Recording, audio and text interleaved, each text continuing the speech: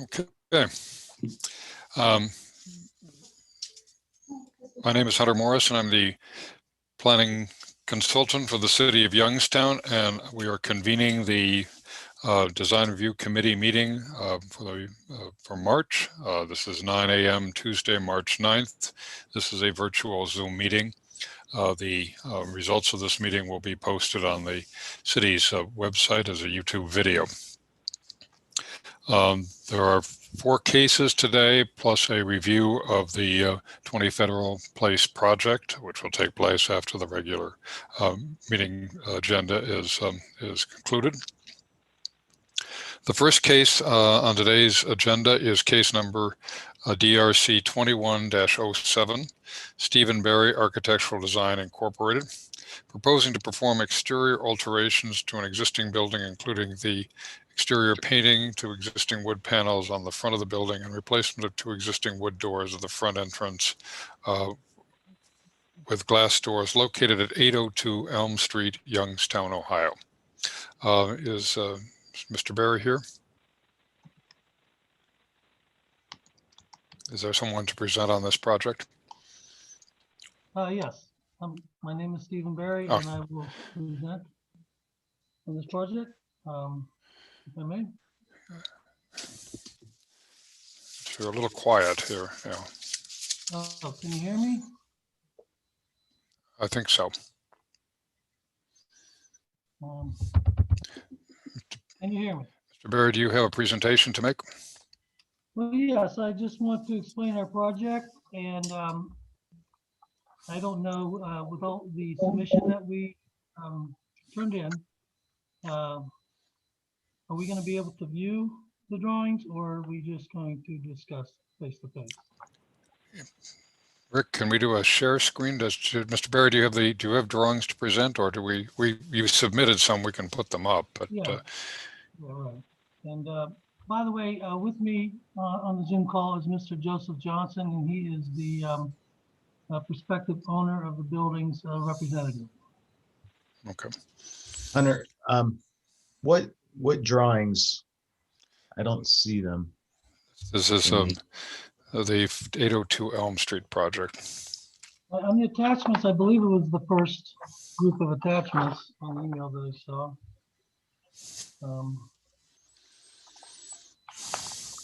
I don't have those attachments. If someone could forward those to me, I could put them up. Anybody see?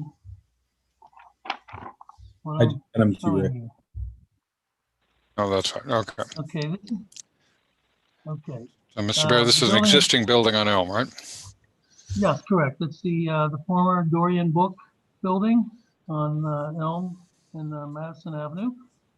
And this is the front elevation of the building as it exists.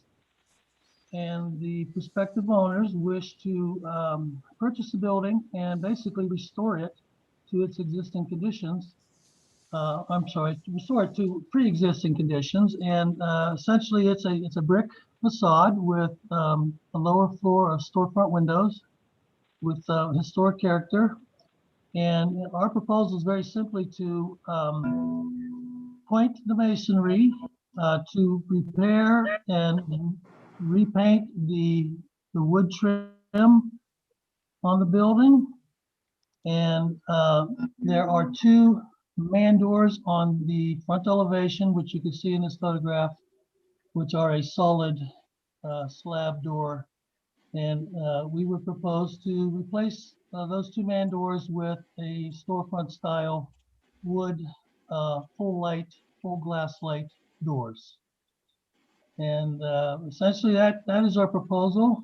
Around the building on Elm, I'm sorry, this would be the north side of the building. Oh, there we go. There's our 4 sides of the building. It's basically a repair and restore proposal. And so basically that's what we're submitting today. And I'd be happy to answer any questions.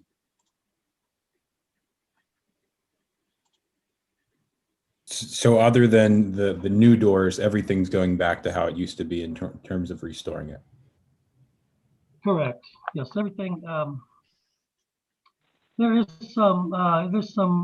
be some restoration work on one of the panels. I don't know if you can see my cursor, but bottom left corner, there's a panel that's been covered over. So the idea is to restore it to its original character and paint and repair.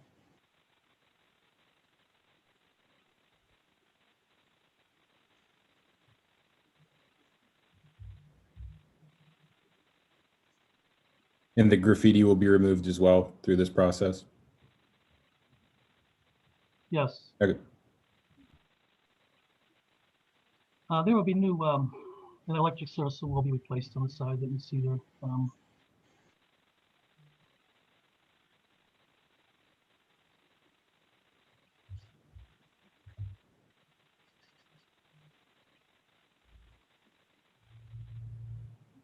Hunter, you're muted. Hunter, you're muted. Hear me now? Okay, thank you. So are there any intentions on that elevation, on the north elevation, perhaps to paint around the power boxes so it looks? Yes, we would paint that to blend in with the stone. So to basically make it go away visually. Yeah, that's A little bit of an eyesore. yeah, that's true. So, so the proposal is to repair and to restore the building, replace the existing two solid doors with, is that doors with glazing in them? Is that the idea? Yes, yes, Okay. a full light glass door that would be compatible with the style of the building. And to remove graffiti and paint out the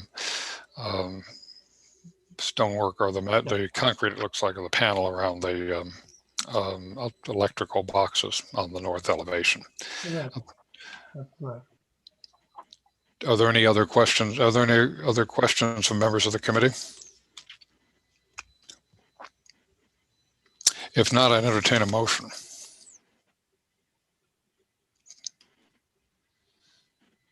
I'll motion.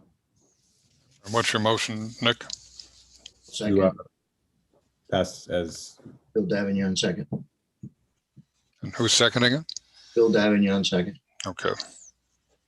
It's been moved and seconded to approve the proposal as submitted. All those in favor signify by saying aye. Aye. Aye. Opposed? Motion carries. Thank you, sir. All right, thank you. As somebody who lives nearby, it's I'm glad to see the improvements being proposed to the building. Very good. Thank you all for your time. I wanted to say Very hi good, to thank John you. DeFrance. It's been many years. Good to see Hi, you. John. Same here. You have a good one. Mr. Johnson, who are you? My company is Jen Zenibus. I'm the owner's rep for the developer Mazzarini Real Estate Group. So I'm thankful for the opportunity to be on the project and work in Youngstown. What's the proposed reuse of the building? We are sorting through it. It's definitely retail on the first floor, and we're looking at potentially co-working office upstairs right now, potentially multifamily, but we're weighing options. But we like the building a lot. We like the corner a lot, and we like Youngstown. Very good. And you realize this is in the federal opportunity zone, so you may want to take advantage of those opportunities.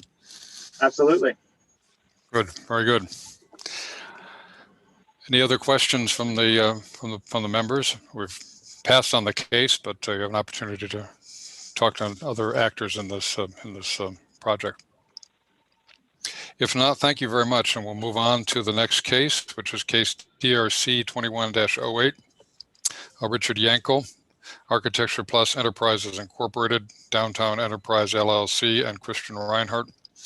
Proposal to install a 36-inch high black metal freestanding fence with plated feet around 30 by 30 square tables with 36 chairs to create an exterior patio seating area located at Susie's Dogs and Drafts at 32 North Phelps Street and the Rhine House Beer Hall at 40 North Phelps Street in Youngstown, Ohio. We do have the proposal here. Is Mr. Yankel here? Yankel is not. I am Christian Reinhardt, the owner. Christian, welcome. How are you? Can you tell us what you're proposing to do? So this is a, we proposed before, this is a removable patio with metal feet. So it will be taken in and out as needed. The chairs and tables will go away every night. And then the patio itself can be moved at any point for events or emergencies on the street. And do we have details of the design of the fencing? Nick has some pictures, and Mark Henry is owns All Secure. He's on this call also. He is the manufacturer of this fence. So I sent photos. Yeah, there you go, Rick.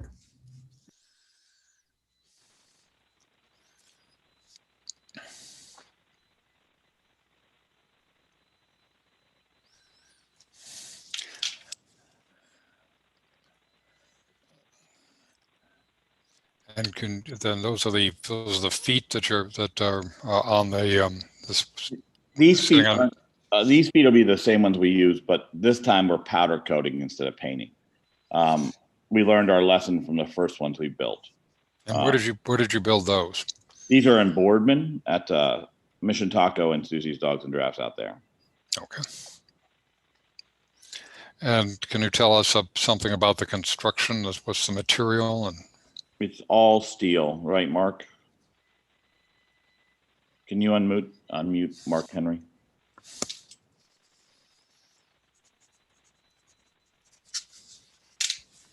While we unmute Mark, I stopped by his shop yesterday, and it is that section right there is at least 60 to 70 pounds. So it's not going anywhere, going to be pushed or bent easily.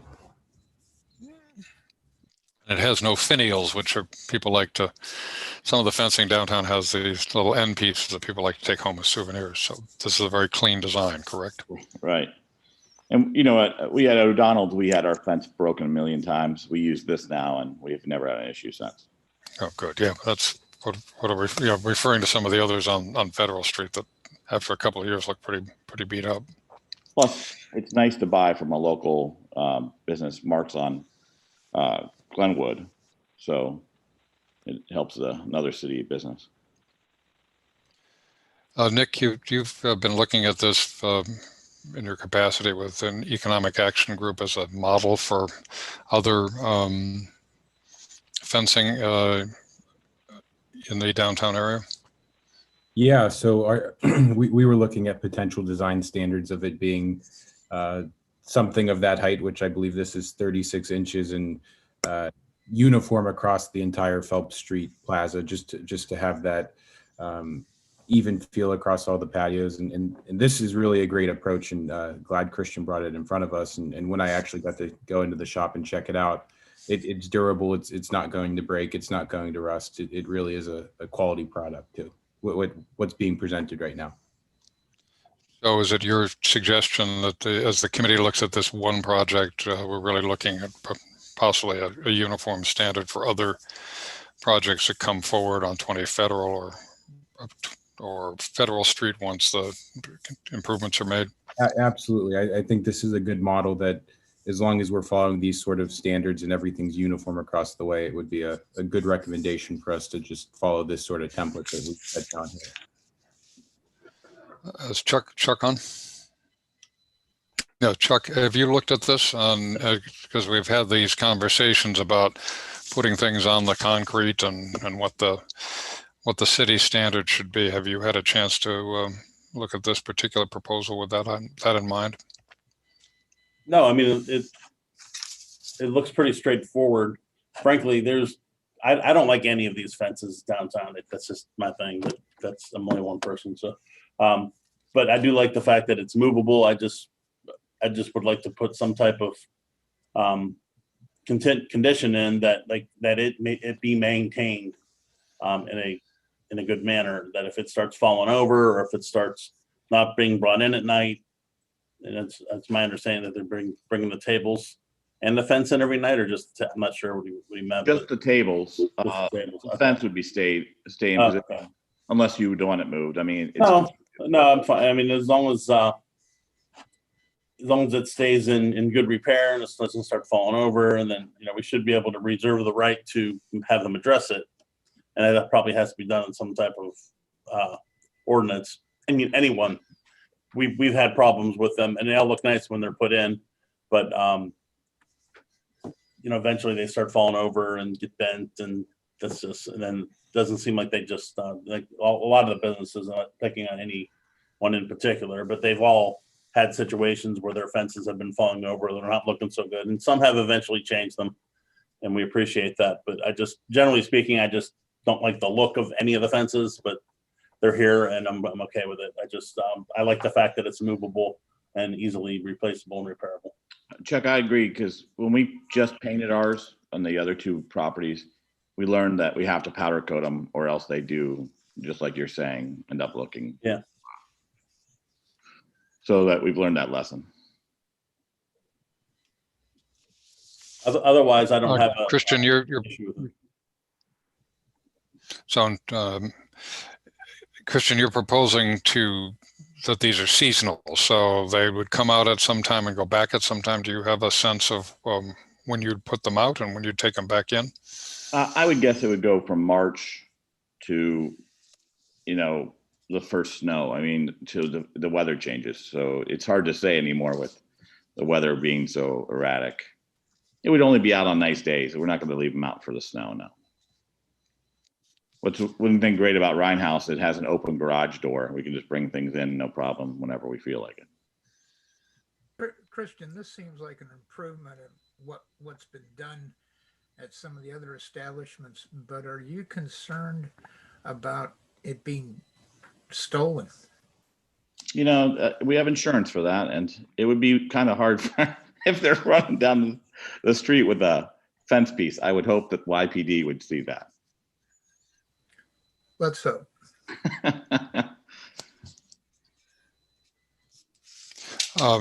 Chuck, I think as we think about an ordinance, we may want to think about, you know, a date like March 1st to November 1st or March 1st to November 30th or whatever that we would put in as the sort of extremes by which time these fences need to be removed so that you can plow the sidewalks. So we should give some thought to that.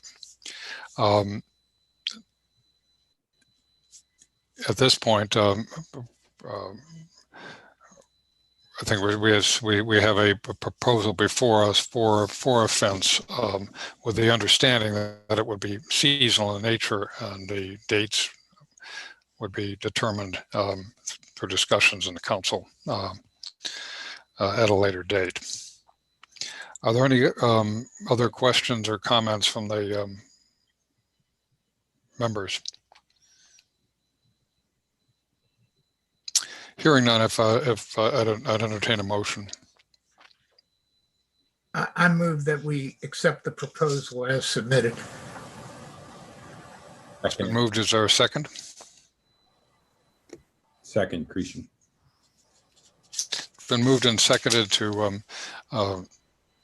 accept the proposal as submitted for a seasonally installed fencing. All those in favor signify by saying aye. Aye. Opposed? Motion carries. Thank you. Looking forward to it, Christian. And thanks for setting I think a pretty reasonable standard for this going forward. The third case is DRC 21-09. Lucas Politsky, Catholic Diocese of Youngstown, is a proposal to install a 2-foot by 7-foot bronze homeless Jesus sculpture on a 4-foot by 8-foot bare gray granite plinth with a 10 by 10 bronze metal plaque located at the Catholic Diocese of Youngstown at 144 West Wood Street in Youngstown. Is Mr. Politsky here? I'm here, yes. Can you hear me? Thank you. Yes, we hear you very well. Thank you, sir. Wonderful. Well, thank you very much. It's an honor to be here. presenting this. This project was in memory of Father Nick Shorey, who is a priest of our diocese and worked for our chancery office as our director of evangelization for several years. Incidentally, he passed away 5 years ago. But the week before he passed away, he signed an intent to gift the diocese funds for us to install a homeless Jesus statue on our property. Before this, he befriended the sculptor, who is Timothy P. Schmaltz, based out of Canada. And within this series, based on Matthew 25, some of you may be familiar with this. It's when I was hungry or thirsty, you gave me food and drink. When I was naked, you clothed me. When I was sick and imprisoned, and so on and so forth. There are 7 statues or sculptures in this series. There are 2 up right now in Youngstown, both on Wick Avenue. One is at First Pres, and the other is at St. John's Episcopal. So our proposal is for the homeless Jesus statue, which is, if we have it, thank you very much. You can see those are our offices right above where it says 144 Westwood Street. Some of you may be familiar with this, very close to downtown. So the idea that we had was that the sculpture would be overlooking downtown, so it would be very visible, and it's there to make a statement.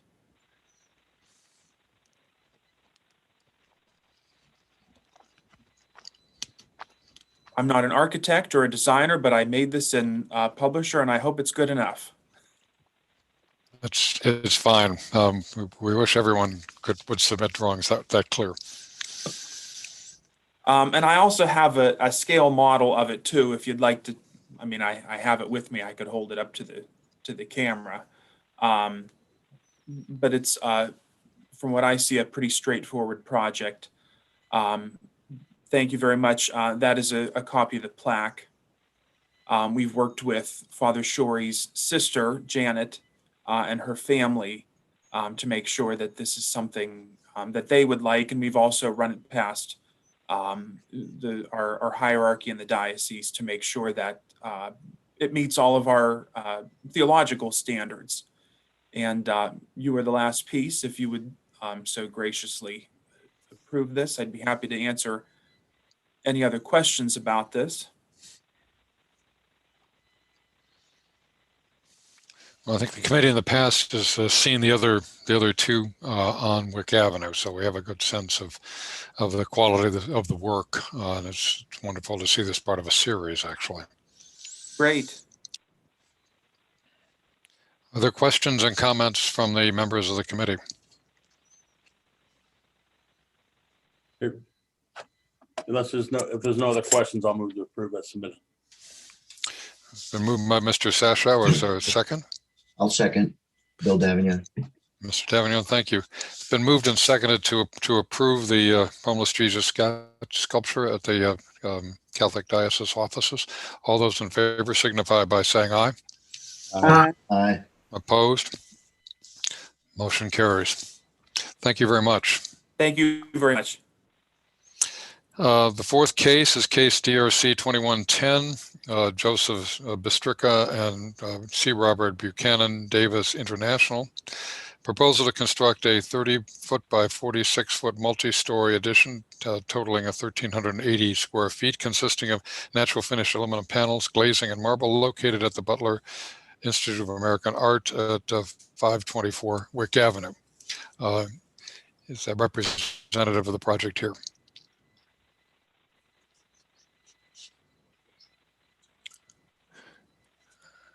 I think there's a Mr.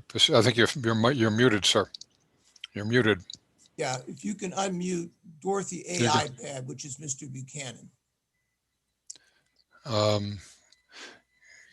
Can we, Rick, Nikki? I am unmute. muted. Okay. Can you hear me now? Yes, very good. Okay, sir. Gentlemen, can you present your case here? All right, Hunter, nice to see you again and some other familiar faces. Two things. First of all, over the past couple of decades, as many of you who visit art museums know, artists have gravitated towards larger and larger pieces. And the Butler, in keeping up with its times, has acquired some of them. One of them 20 feet wide by 14 feet high, another one 11 by 7, and so forth. So their access to large walls is somewhat limited in the existing building. So the plan was to create a different type of gallery, a grand gallery, which would have higher walls and more display area for larger work. Second of all, as most of you know, the Butler is somewhat restricted in the land that it has to use because of its enclosure around by the Youngstown State University. Good relationship, I might add. To help a little, I'm going to show you a couple of additional displays just to orient you. I hope you can see this. This is the south addition to the Butler and the area in which we're considering adding to it. This is the front that you recognize from Wick Avenue, and our thought was to retain the same configuration, only move it forward about 30 feet. In other words, not change the overall configuration of the building, just move it forward.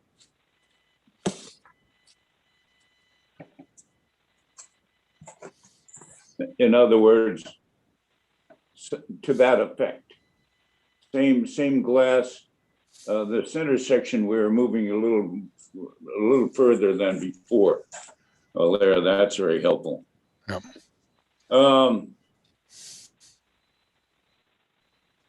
Now that you've oriented yourself,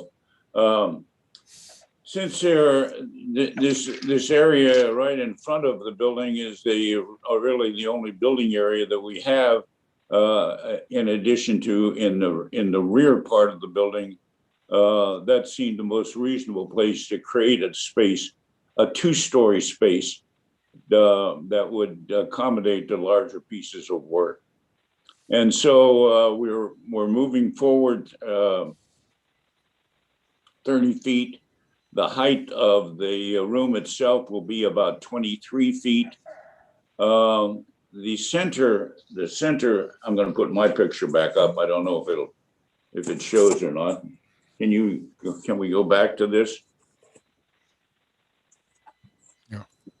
This portion of it, we're bringing it a little bit further forward towards Wick Avenue and creating a special display area with a gallery right behind it.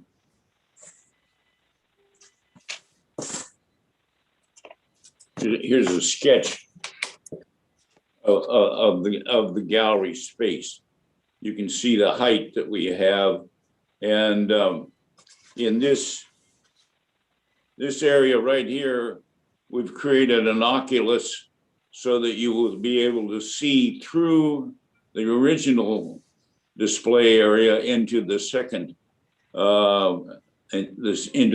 area.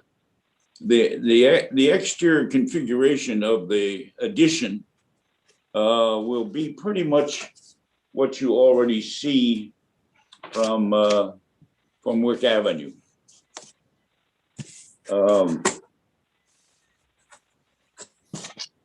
Elevation of it with a large, that's the large piece that I had discussed before, being 20 feet wide by 14 feet high.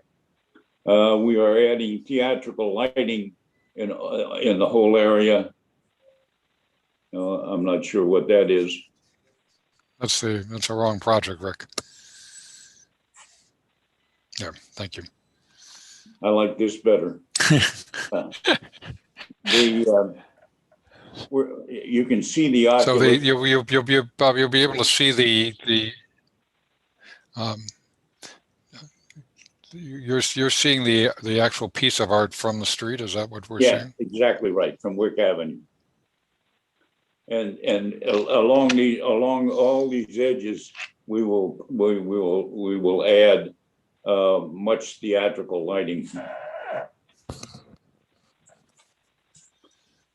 Theatrical lighting that spills out onto the street. Yes. In terms of creating a lantern effect. Yes.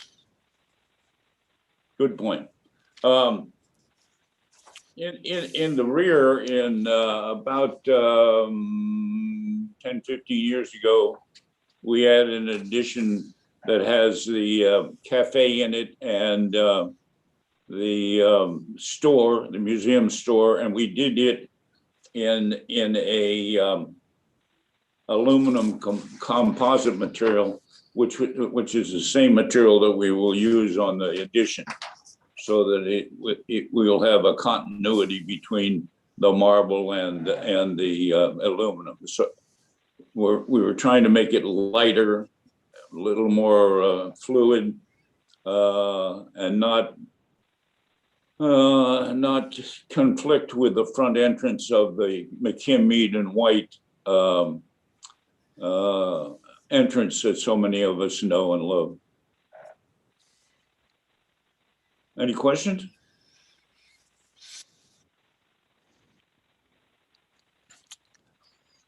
Are there any questions from the members? So this is a great addition to a great museum, and it's always tricky working with McKim, Mead and White's building. Amen to that. It's been quite masterful. Do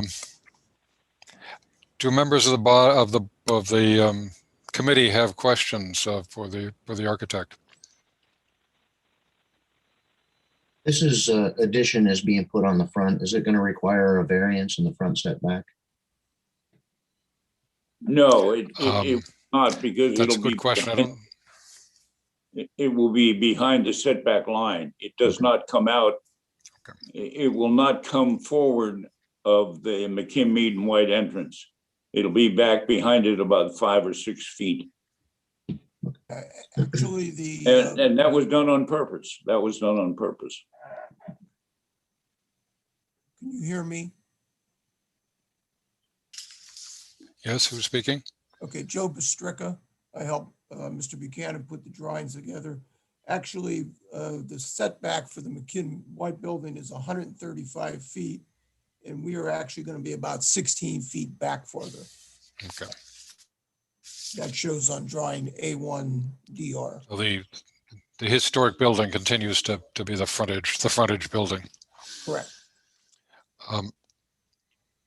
And the materials that you're proposing in terms of the stone and the aluminum all match the existing additions that have been put on the building? Yes. Okay. Now there's a walkway that comes around in front of the green space now, or as part of the green space. Is that walkway maintained or replaced? Actually, on our construction drawings, we're going to take it out and replace it just because it's going to be damaged during the digging of the basement and everything. But it will still be possible to walk up from the Yes. lower level around to the front of the existing building. Okay. Yes, basically the topography is going to be the same for the sidewalk area to come up. Okay. Are there any other questions or comments from the members? It's a great project. I'll make a motion to approve as presented. I'll second it. Moved by Mr. Davignon, seconded by Mr. Grecian. All those in favor? Aye. Opposed? Motion carries. What is the construction timing? Well, we're going to break ground as soon as possible, probably when the spring break, and it's probably 6 to 8 months. A 6 to 8 month construction, but the groundbreaking this spring? Yes. Well, that's very good because we now have the library under construction and this under construction. Many good things happening on Wick Avenue. I like it. Very good. Well, thanks again for coming in today, and good luck on the project. We look forward to it. Thank you very much. Okay, this concludes the regular agenda. We're going to have a presentation on 20 Federal Street, and we have several members of the team that has come together as the result of work by the proposals by the Appalachian Regional Commission. Let me introduce Doug Rasmussen and his team. Doug, do you want to introduce your team? Yeah, sure will. Thank you, Hunter. Good morning, everybody. I'm Doug Rasmussen. I'm the founder, president, CEO of Steadfast City Economic and Community Partners.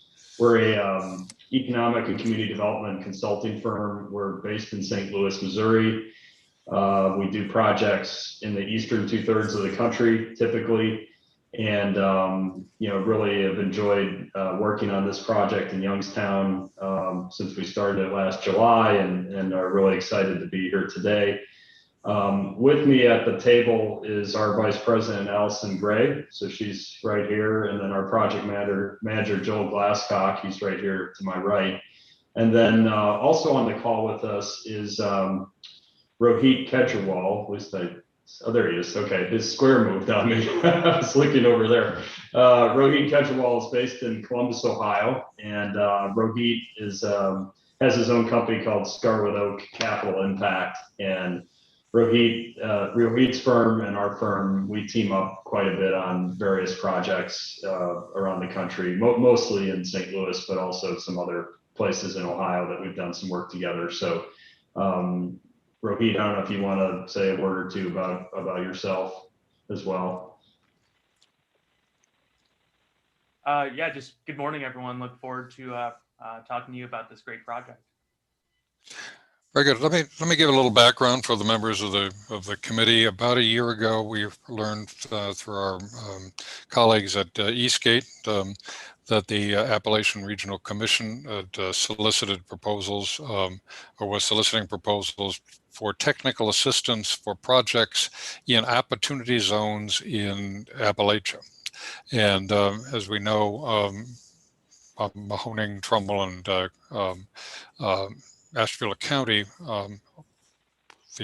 which are the service area for Eastgate, are all part of the Appalachian area, and Eastgate is a representative or an agent for the Regional Commission. We were successful in applying for the technical assistance from ARC with the 20 Federal Street project. We proposed that very important building receive attention for potential adoptive reuse, and we were successful in getting ARC's blessing, and they engaged the Steadfast City team on our behalf. We're one of about 15 projects that were selected through this process by ARC across Ohio, Pennsylvania, West Virginia, and we're very pleased to be receiving that technical assistance. The technical assistance is to provide capacity for local governments or other sponsors to develop a pro forma and prospectus and design work to engage the national business development community in looking at and hopefully working with these local sponsors on redevelopment projects that would take advantage of the Federal Opportunity Zone program that came out of the most recent Tax Act. Before we get going with the presentation from Steadfast City, one of the products that came out of this work was a video. All 15 sponsoring communities or organizations were given the opportunity to present their case to investor convening about 2 weeks ago. And part of that was a promotional video, and I thought it would be useful and interesting for the committee to see, and we're joined by members of the Planning Commission and Board of Zoning Appeals as well today, for the body to see sort of how we're portraying Youngstown and this building to the world. Rick, can we tee that up possibly?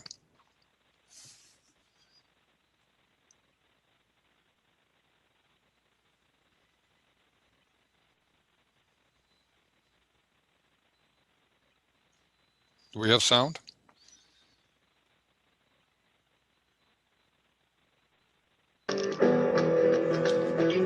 Thank you.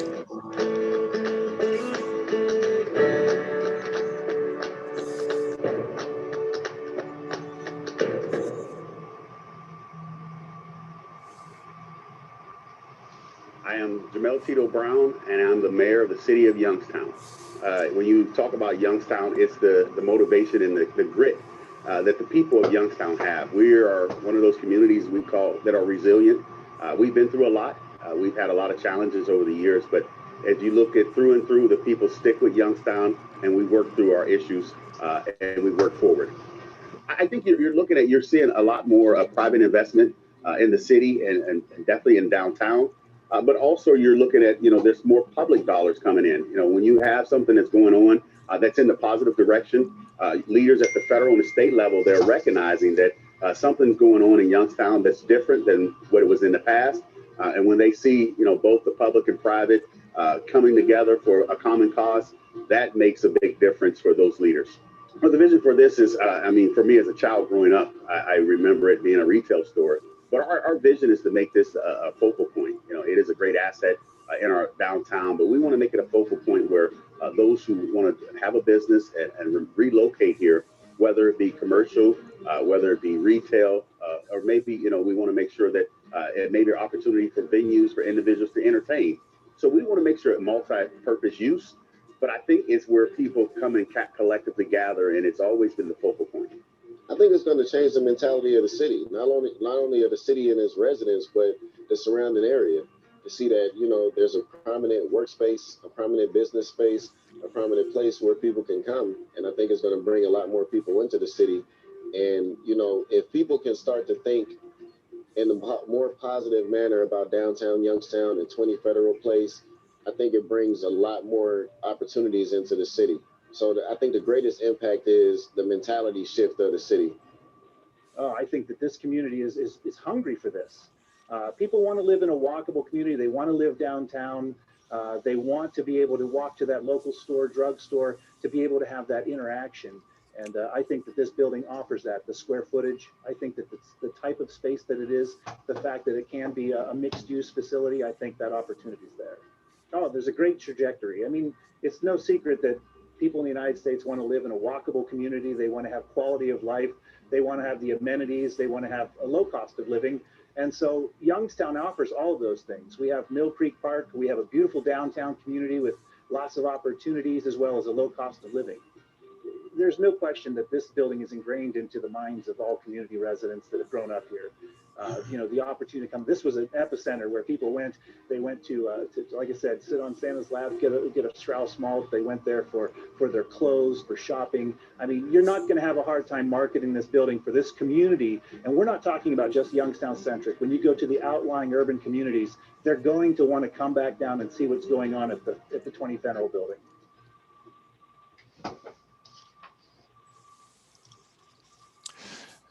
Okay, thank you.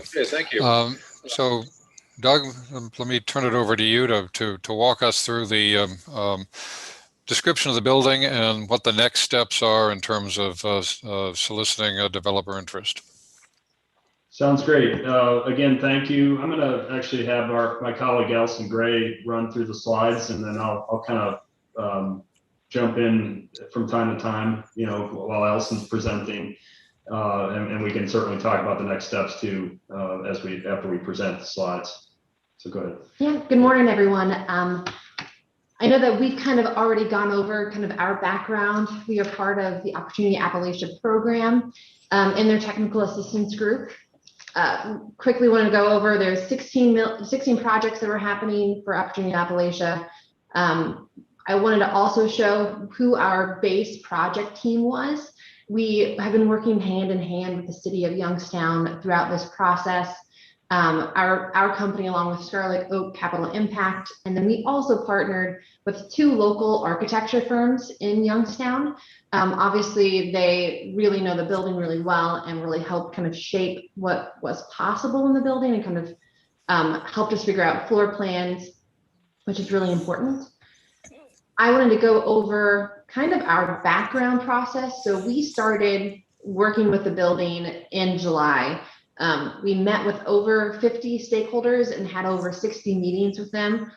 We did a lot of reviews of the previous plans, along with an architectural review, partnering with those local architects, and put together a market condition and needs assessment.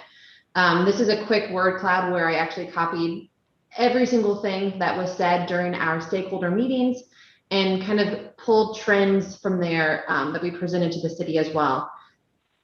But when we really get into what this reinvention at Trinity Federal is, we wanted to show how this building and also how the city is in the center of a lot of things. So just as a quick background, it's over 332,000 square feet. It's 7 stories. It has a lot of historical detail, and it has a lot of historical meaning for the city.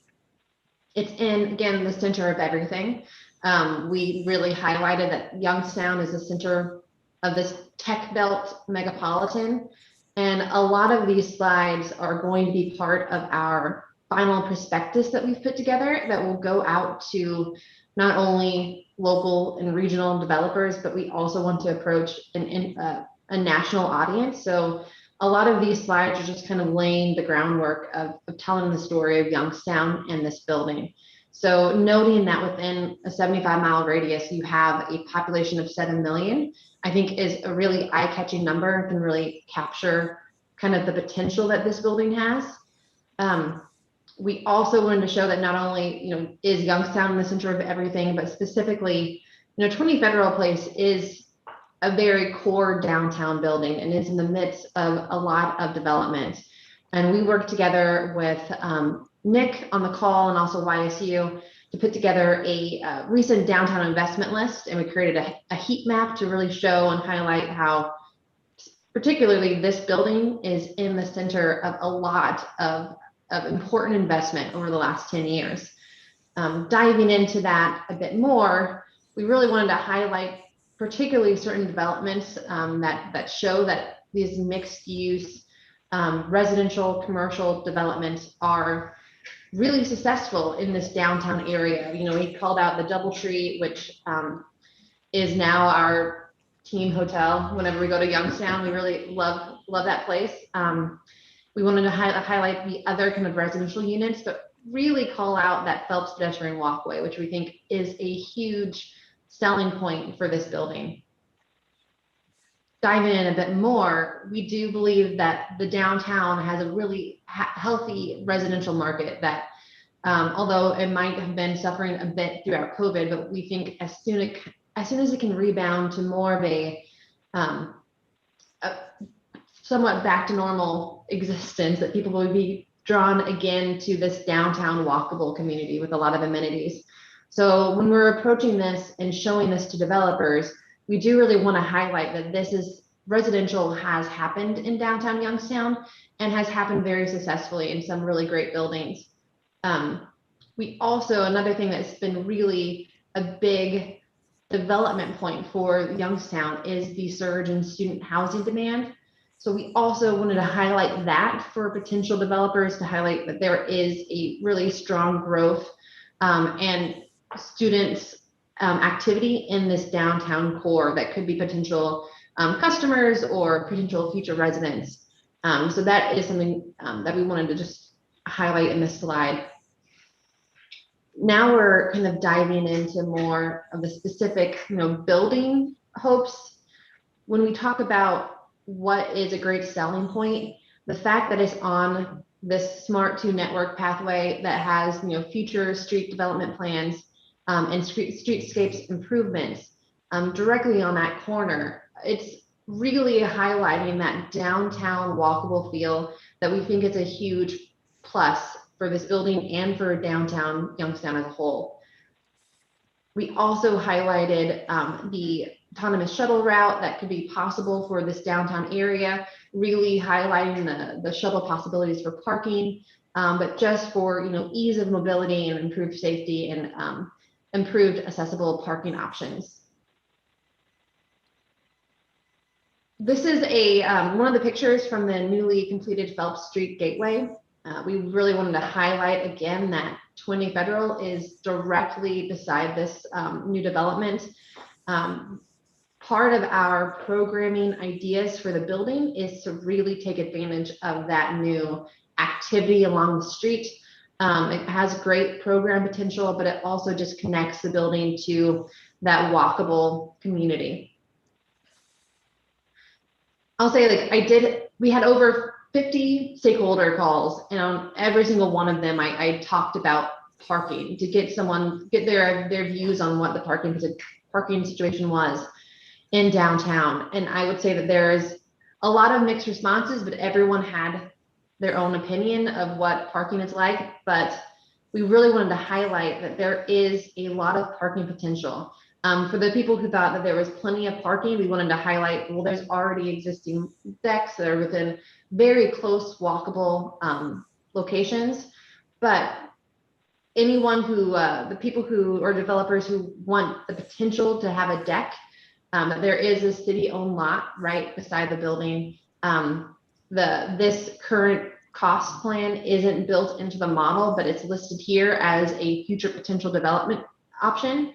And we believe that this really highlights that there are a healthy amount of parking that's really within a close distance to 20 Federal Place. So now we're going into, what could this building be for the community? No other building in Youngstown has that connection, has that historical connection like this building.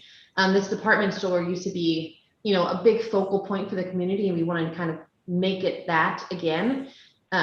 We also wanted to highlight the fact that it can have the possibility to have a lot of community services, commercial goods, and also highlight that there is a lot of workforce training already happening in downtown Youngstown, and having all of these things within the building can really build a huge community impact. That's also very important in the back end when we talk about the financing of this plan and how this capital stack could build out. Having these commercial services that are a big community impact are a big part of potential incentives and economic incentives. We're going into some potential floor plans and renderings, and we really do think that this is a lot of pre-development work. So when we're working with a potential developer coming into this project, we can show them that with the architects that we've had, with our meetings with residents, community, organizations, and really active downtown businesses, that we can discuss how we've really thought about what could potentially meet the downtown needs and also thrive in the community that's already there. So one of our big parts of this kind of redevelopment plan is creating a space that really takes advantage of being along that Phelps corridor, where we have that first floor kind of redeveloped and reimagine how the restaurant access can enter into that Phelps street. Currently, we have the first floor has the food court, and all of the current restaurants are set up where the kitchens are along that Phelps line. In order to really take advantage of that Phelps walkway, we think that it needs to be reconfigured so that there can be openings and pass-throughs from the building into this Phelps corner. Another thing that we really want to think about is opening up the basement to increase activity. This is both in this corner here at Commerce and Phelps Street, which is basically at the bottom of the steps from YSU.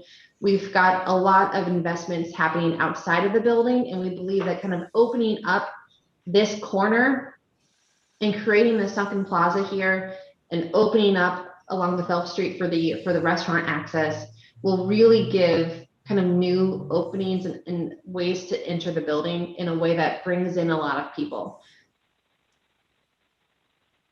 We worked with Shuttle architects to put together some floor plan renderings and potential layouts. We, again, like during my stakeholder meetings, we've heard so much about the importance of that basement area when it was a Strauss department store. That's where, a lot of the Strauss malts were, a lot of the remnant room, which was, one of the most active places in the building. And we want to kind of harken back to that time where it was a really usable space. So having open court access would, put in direct light and direct access, but also kind of give people a way to look into the building and see a lot of activity. Going into that a little bit further, kind of wanted to call out again how that open court could potentially look.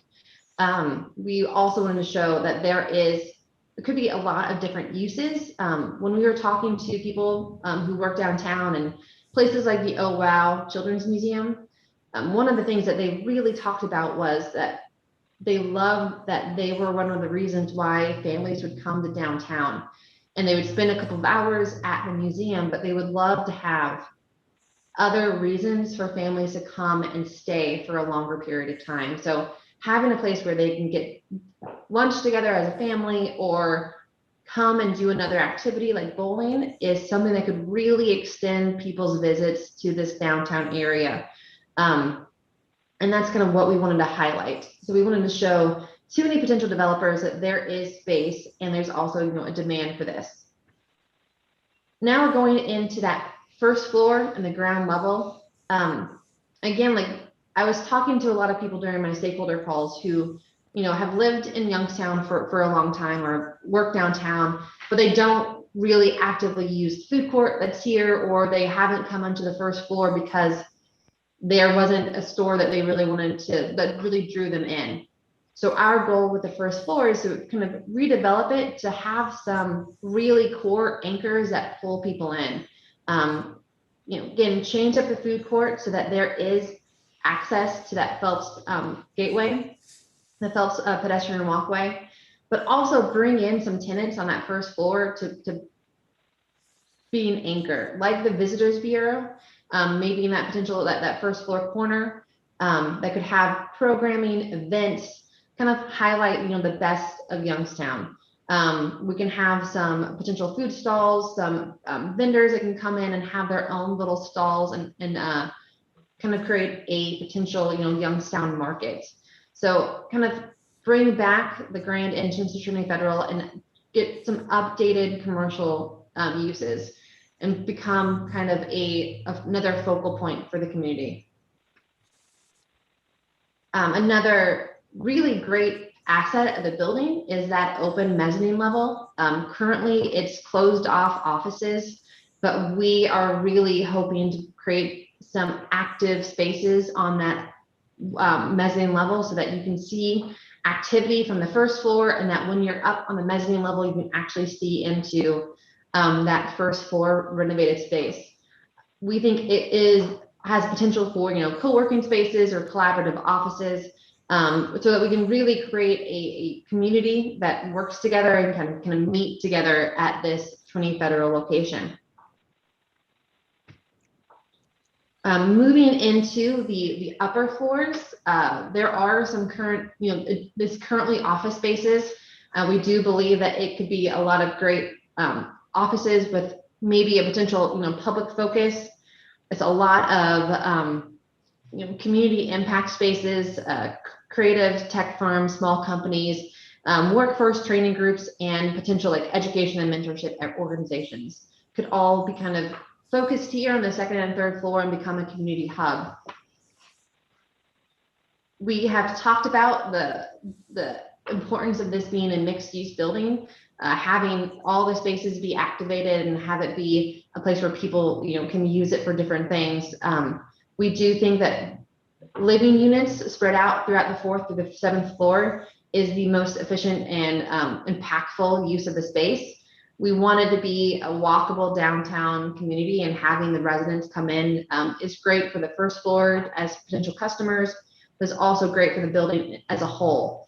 But as we're working through a lot of the options, we also know that there are some units throughout these floors that will also be offices, which we'll go into that a little bit more.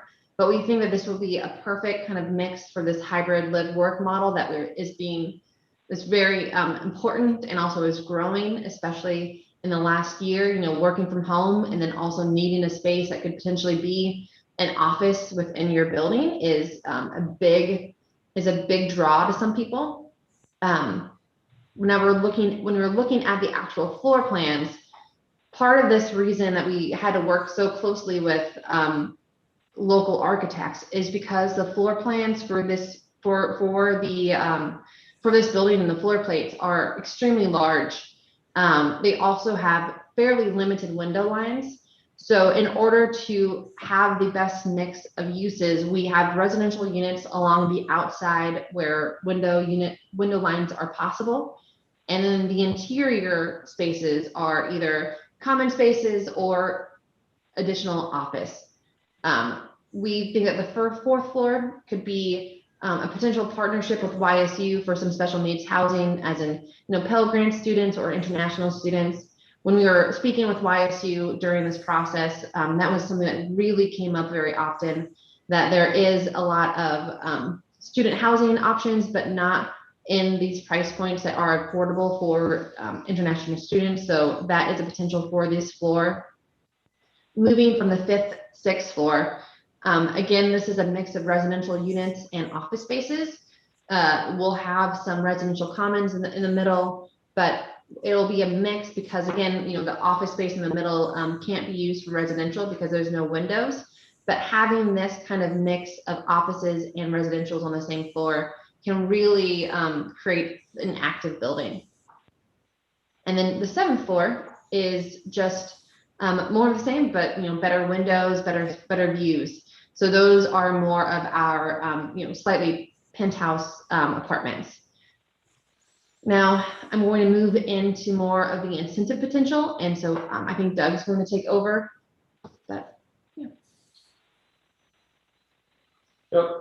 Thank you, Allison. So appreciate it. So as Hunter had brought up earlier, 20 Federal is situated within a qualified opportunity zone, and this was a program that was put in place in the last tax reform package that really looks to incentivize those with unrealized capital gains to kind of deploy their capital, if you will, into low-income community projects. And so one of the things that we've been doing along with Appalachia Community Capital and the Regional Commission, and then just our whole project, is really looking at how we can capture the Opportunity Zone program as part of the overall financing package. And we've had instances of being able to pitch this to Opportunity Zone fund investors, and those opportunities will continue, and it's a feature as well as from our capital stack,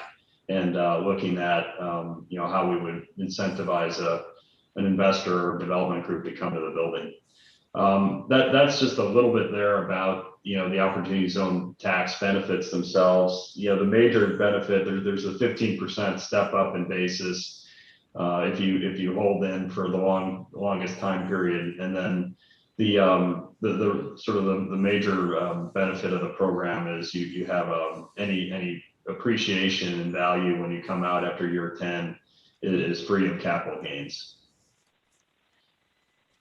A little bit more about the program, kind of just some stats. I mean, it's a pretty flexible program. You can see it's used in a variety of different uses, and I think there are instances of Opportunity Zone fund investors who are looking for housing projects and mixed use projects.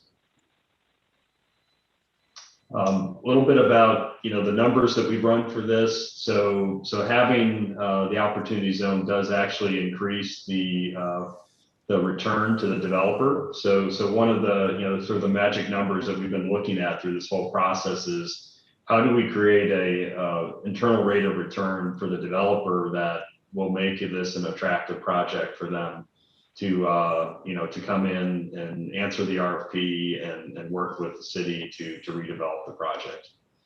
And so you can see here that we think that the ozone benefit could increase the return by about 3%. Another program that we feel is going to be very important to this project is the Federal New Markets Tax Credits Program. So this is a program that's been around for about 20 years.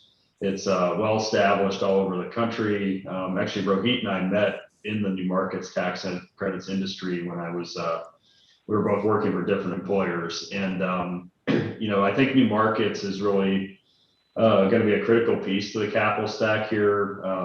Several of the uses that Allison had talked about in terms of, the community space, the co-working space, some of the, the minority business entrepreneurs, the nonprofits who are focused on workforce training.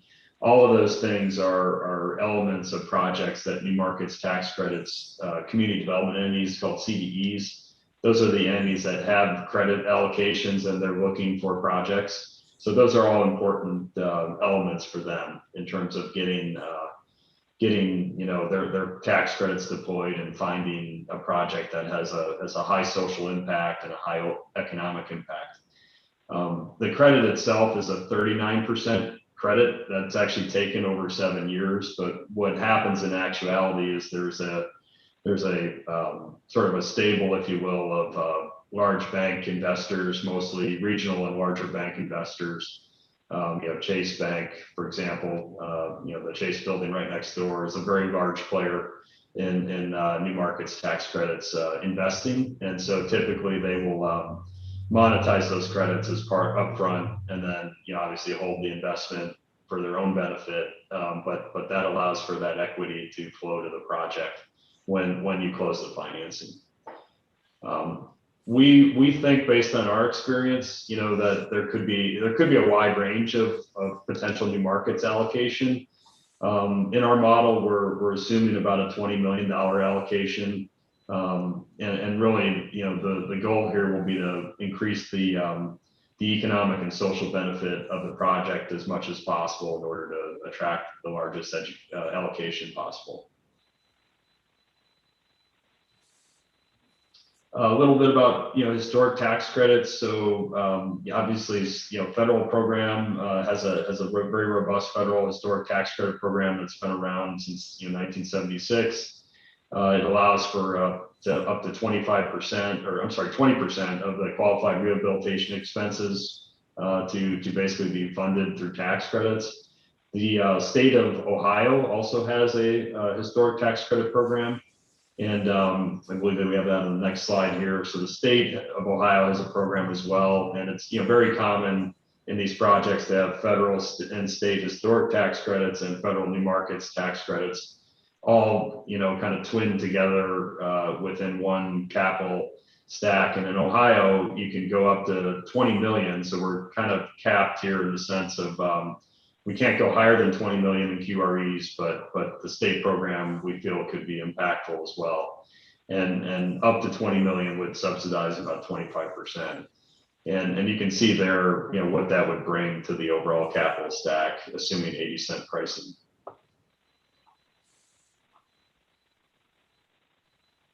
And then just a little bit about the model. So we mentioned earlier, this is one scenario that we've run that looks at, again, a $34 million project with various equity and debt assumptions and economic incentives, assumptions. And then over to the left, you can see under this scenario, the return to the investor with the opportunity zone.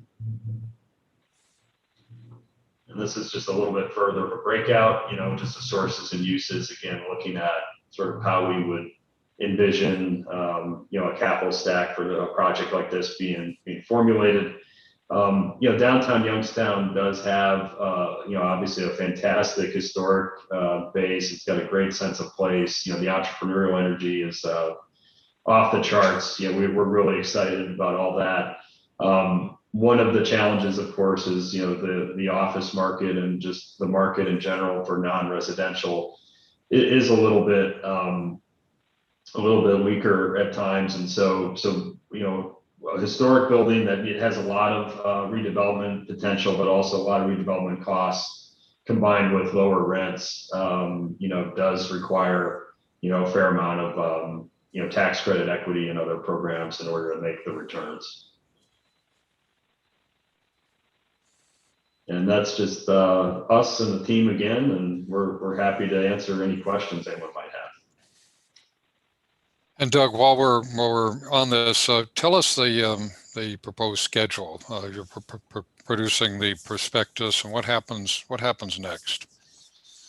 Yep. So we have an RFP that we'll be issuing to the community, and I believe I may ask Joel to jump in here on that. I believe, Joel, that was sometime in April. We were looking to get that out April 6th or something like that. Do you want to go through that timeline? Yeah, I'm gonna pull that up real quick.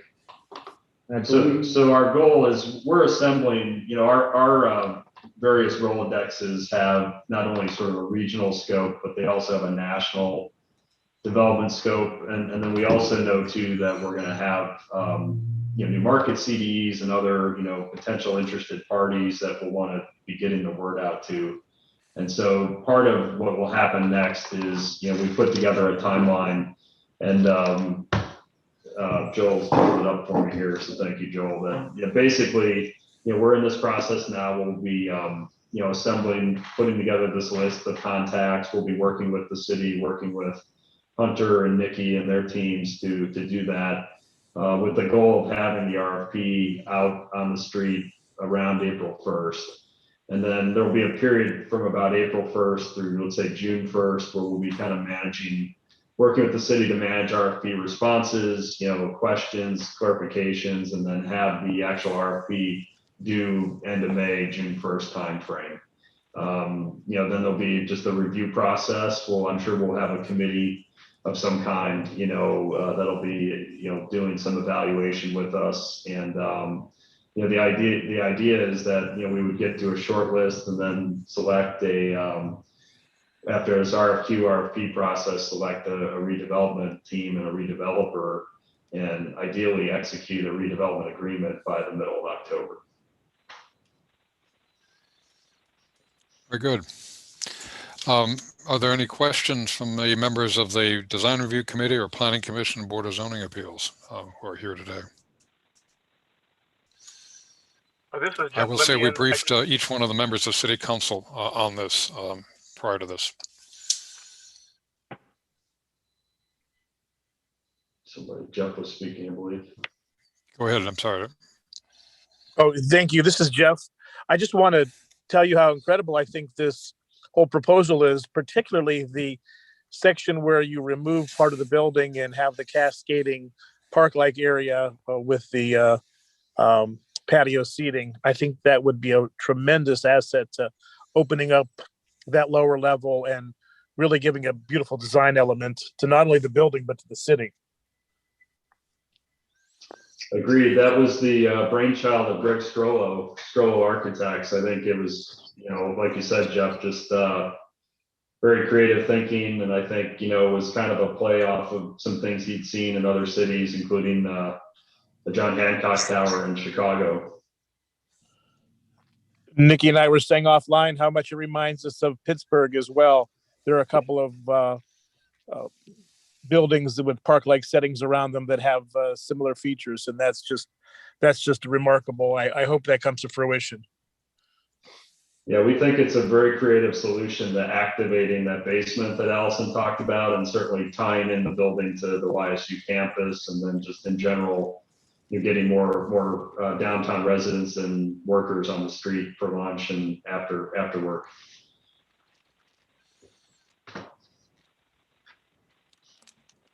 Are there any other questions or comments?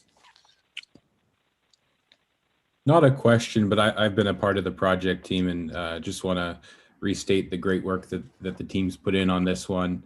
It really does show the paradigm shift of the pattern of commerce and how this is really reshaping to become the epicenter of commerce within the region. And just want to reiterate the good work and thank you guys for your hard work on the project. Thank you too, Nick. We appreciate all your support as well, and input. Thank you so much, Doug and team, Allison, Rohit. Joel, we've been working on this for nearly a year, weekly, and we're really proud of the results and the outcome. So thanks again and great job. I'll reiterate that, yes. This is Linda McCullough with the Mahoning County Convention and Visitors Bureau. All I can say is I don't have the words to put into a statement to say how unbelievable this is. I mean, it is incredible. The potential is phenomenal. So excited to see this. Love, love, love a visitor center location in this beautiful building because it is central to downtown.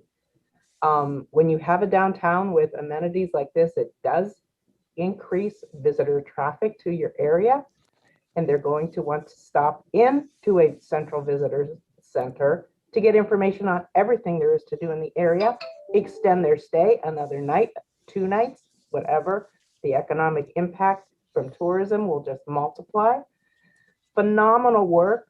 So excited. I don't have the words to explain how excited I am for the potential for this project. So thank you, thank you, thank you for your hard work in putting this together.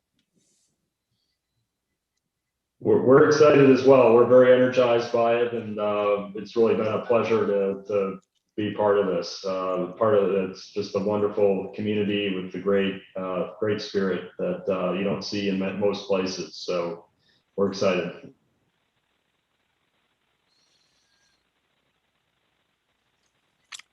Any other comments or thoughts from members of the body? This is, excuse me, this is Marguerite. I just want to say that I think this will truly bring the community together because we've never had anything like this happen here in the downtown area. And I just think this is beyond a total asset. I can't even think of the words, as Laura was saying, that a lot of people, don't want to come down to Youngstown downtown, but I do believe they'll be flocking to this center. I just think it's going to be awesome to see all of this happening and come to fruition. I just know that the community itself and the citizens of Youngstown and surrounding areas will benefit from these changes. So thank you so much to the team, as well as our team, Nikki and Hunter, all of you and the mayor. Just thank you so much for what you're doing for Youngstown. Thank you, Marguerite. Are there any questions from members of the audience? We have a few other people here who are here that may want to speak.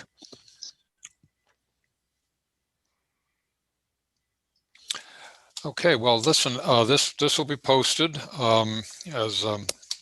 as you say, Doug. We're moving towards an April issuance of a prospectus on RFP, which is essentially this. It's important for the Design Review Committee and the Planning Commission to get an early look at this. As I said before, we've briefed the city council members one-on-one over the last month or so to make sure that we're touching base with and dealing with the broad aspirations that people have for this building and for downtown. And I think this has been very successful. And the hard work begins in terms of engaging the development community, but I think we've got a good base, starting with the ARC's listing of about 1,700 qualified investors, also working with the Federal Reserve Bank of Richmond and Cleveland to get the project certified and posted on their sites. So we're looking forward to a robust engagement of the development community, and I think there's some interesting national trends as people are looking towards smaller cities and opportunities in smaller cities for live, work, and investing in that sort of product. So no guarantees, but I think this is a very promising approach, and I think we've answered many of the questions about challenging building.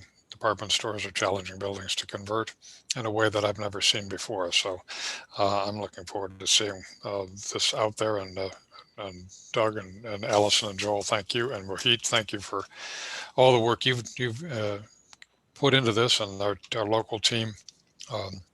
Strollo, led by Greg Strollo, has brought that understanding of the building and the community into this. So I think a developer looking at this pre-development work answers many of the questions that people would have about why Youngstown, and as the mayor says, why not Youngstown?